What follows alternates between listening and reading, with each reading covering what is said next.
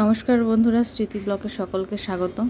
তোমরা সবাই কেমন আছো? আমি তোমাদের আশীর্বাদ ঠাকুরের কৃপায় ভালো আছি। তো দেখো সকালবেলায় মানে প্রথমে ভিডিওর প্রথমে দেখো ফলমূল দেখাইতেছি। আসলে এগুলো তোমাদের দাদা নিয়ে এসছে মেয়ের জন্য, কিছুই খাচ্ছে না মেয়ে। তো সে কারণে একটু দেখাইতেছি, একটা কিছু মুখে দিচ্ছে না। তো তারপরে দেখো উঠছে, ঘুম থেকে উঠে একটু ফ্রেশ হয়ে নিল। কিন্তু সকালে একটা ডিম সিদ্ধ করেছিলাম তোমার দাদার জন্য, ওর জন্য। কিন্তু সেই ডিমটা খেতে অনেক সময় লাগলো, খাইলেও না শেষ পর্যন্ত। তো দেখো আমার স্নান টান করে কিন্তু পূজা হয়ে গিয়েছে, করে তারপরে আসছি তোমাদের সামনে। তো তার আগে একটু ভিডিও করে নিলাম। আর আজকে যে কালকে সারা রাত ঘুম হয় না, শরীরটা আমার অনেক খারাপ লাগতেছে। তো সেই কারণে আর কি শুধুমাত্র সকালবেলা মেয়ে ডিম সিদ্ধ খেয়েছে, আর রুটি করেছিলাম, সেই রুটিগুলো রয়েছে। তো খাওয়া দাওয়া বলতে এই খাওয়া দাওয়া করে কোনো কিছু খায় না। তোমাদের দাদা একটু জরুরি কাজে আত্রায় গিয়েছিল, মেয়েকে সারাদিন একটু খিচুড়ি মানে বললো একটু নরম খাবার খাওয়ানোর জন্য। তোকে নরম খাবার খাওয়ানোর জন্য সারাদিন অনেকবার চেষ্টা করলাম, মোটেও কোনো কিছু খাইলো না। তো তারপরে দেখো আমি একটু ঘুমিয়েছিলাম, তো ঘুম থেকে উঠে বিকেলবেলা এখানে আসলাম, ব্যালকনিতে আসলাম। দেখো বিকালের আকাশটা অনেক মানে মেঘলা মেঘলা একটু, কিন্তু তারপর আবহাওয়াটা একটু ঠান্ডা আছে। তো দেখো দূরে দেখা যাইতেছে অনেকজন, মানে আমার মতো বেলকনিতে অনেকেই দাঁড়ায় রয়েছে।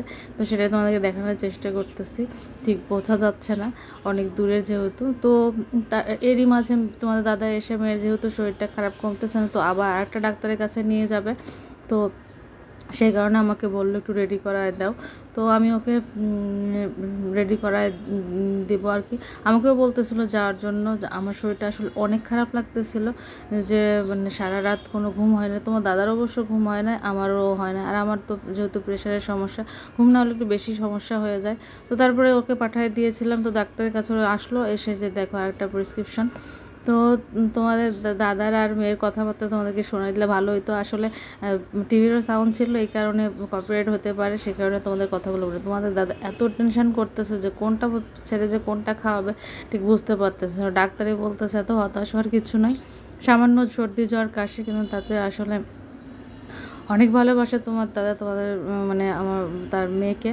তো সেই কারণে প্রচুর টেনশান তার, এত টেনশান যে মানে সামান্য জ্বর হলে যে কী করবে বুঝতে পারে না, মাথায় কাজ করে না। খাওয়া দাওয়ার একদিনে সারা তোমরা জানো না যে রাত্রেবেলার সঙ্গে আমি ঘুমাই না, মেয়ের ওই ঘুমিয়ে থাকে, সারা রাত ঘুমাই নাই। তো তারপরে দেখো সন্ধ্যা হয়ে গেল, আমি সন্ধ্যাবেলা কিন্তু সন্ধ্যাবতী দিয়ে নিলাম, দিয়ে নিয়ে তারপরে ডাক্তারের কাছে তো আসছে ওরা। আমাকে বলতেছিল একটু স্যুপ করে দেওয়ার জন্য। তো একটু যেহেতু মেয়ে সারাদিন কিচ্ছু খায়নি, মোটে কিছু খাওয়াতে পারতেছে। ওর একটা সমস্যা, সেটা হচ্ছে অসুস্থ হলে কিছু খেতে চায় না, অত্যন্ত দুর্বল। ডাক্তার বলছে আর একটা সমস্যা বলছে ওর ব্লাডের সমস্যা, মানে ব্লাড অনেক কম, তো সেটা বলছে।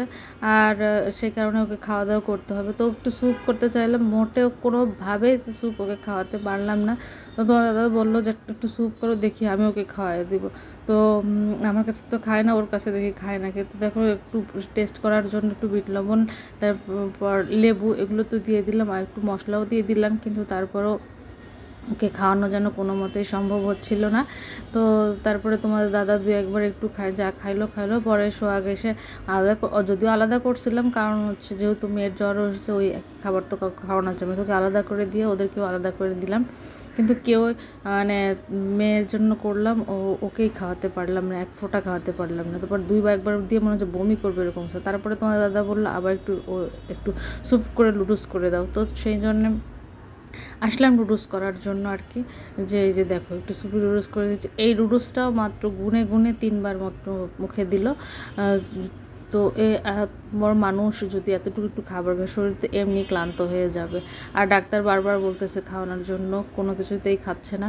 জুস নিয়ে আসছে, সেটাও পছন্দ করে, সেটাও খাচ্ছে না। তো বন্ধুরা, এই ছিল আজকের ভিডিওটা। সবাই ভালো থেকো, সুস্থ থেকো, টাটা।